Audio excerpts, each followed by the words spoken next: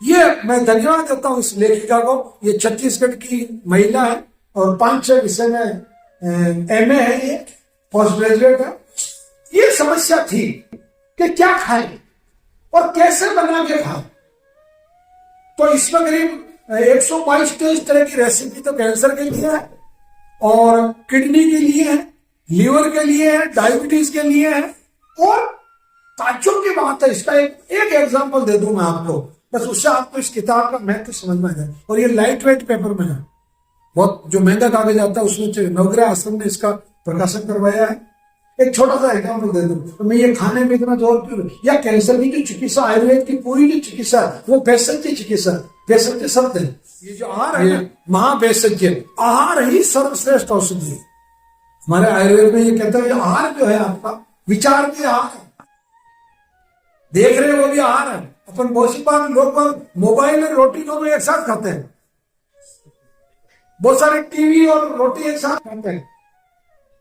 उधर आराम से वो 36, 28, 34 का खुराक उधर से खा रहे हैं और इधर से ये मतलब 10 ग्राम 20 ग्राम 5 ग्राम एक साथ खा। क्या कर रहे हो, किसके साथ मिक्स कर रहे हो? आहार के समय आहार हो, विहार के समय विहार हो, विचार के समय विचार हो।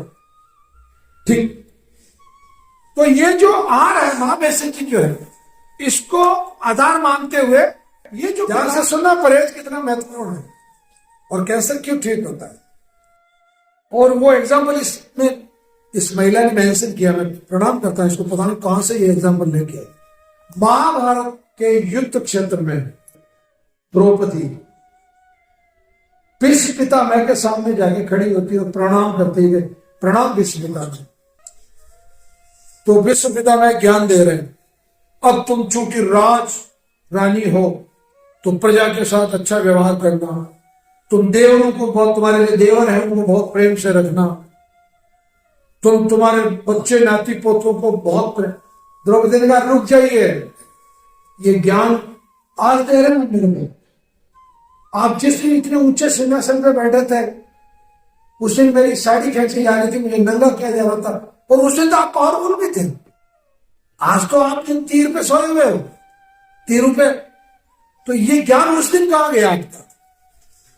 तो भीष्म पितामह मैंने कहा कि उस दिन मेरे पेट में, मेरी रगों में उस दुष्ट दुर्योधन का खाया हुआ और उसकी रसोई में पकाया हुआ अन्न था, जिससे जो रस का निर्माण हुआ, उससे जो रक्त का निर्माण हुआ, वो मेरी रगों में गंदा खून दौड़ रहा था। इसलिए उस दिन मुझे तेरी साड़ी खींचे जाने में मुझे भी मजा आया।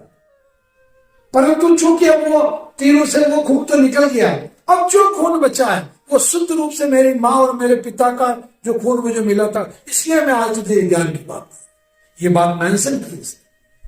ये खून का इतना महत्व है, मतलब आप जो खाओगे, जो पचाओगे, वही खून बनाओगे, उसी से रस बनेगा, उसी से रक्त बनेगा और उसी से आपका कैंसर। तब मेहनत कीजिए, मैं इसकी मेहनत की सराहना कर रहा हूं। और उन्होंने लिखा और मैं उनको पुनः धन्यवाद दे रहा हूं। और केवल 100 रुपए की किताब, और इसकी कॉस्टिंग, ईमानदारी से बात कर रहा हूं मैं, इसकी कॉस्टिंग 105 रुपए इसकी, मतलब टाइपिंग, राइटिंग, प्रूफ रीडिंग, छपाई, ट्रांसपोर्टेशन, और ये क्या आश्रम 5 रुपए आश्रम दे रहा है इसको, कि कोई फर्क नहीं पड़ता, 5 रुपए अपने भगवान इतना दे रखा तो और देते हैं, तो आपको क्या 100 रुपए में